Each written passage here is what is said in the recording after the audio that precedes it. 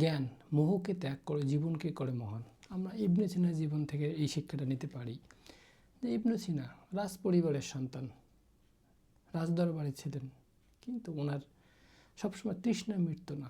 যে জ্ঞান কি, অখণ্ড জ্ঞান কি, জ্ঞানকে কীভাবে অর্জন করা যায়। এবং ওনার কোনো মোহ লোভ লালসা ছিল না। উনি গবেষণা করতেন, নামাজ আদায় করতেন, আবার বইয়ের সাথে লাইব্রেরিতে থাকতেন।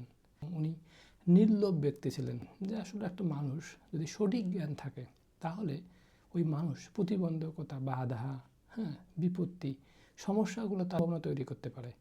এবং তার জীবনে দেখি উনি অনেক অর্থ সম্পদ প্রতিপত্তির মধ্যেও ছিলেন, কিন্তু ওইগুলো তাকে ওনাকে আকৃষ্ট করতো না। উনি জ্ঞানকে কীভাবে অর্জন করা যায়, এবং এই জ্ঞান অর্জন করেই উনি দার্শনিক হলেন। এবং আজ থেকে কত হাজার বছর আগে উনি ধর্ম, বিজ্ঞান, দর্শনে উনি পাণ্ডিত্য অর্জন করলেন। এই মহাজ্ঞানী ইবনে সিনার জীবন থেকেই আমরা এই দৃষ্টান্ত দেখতে পাই যে আসলেই জ্ঞান জ্ঞান মানুষের জীবনকে করে মহান।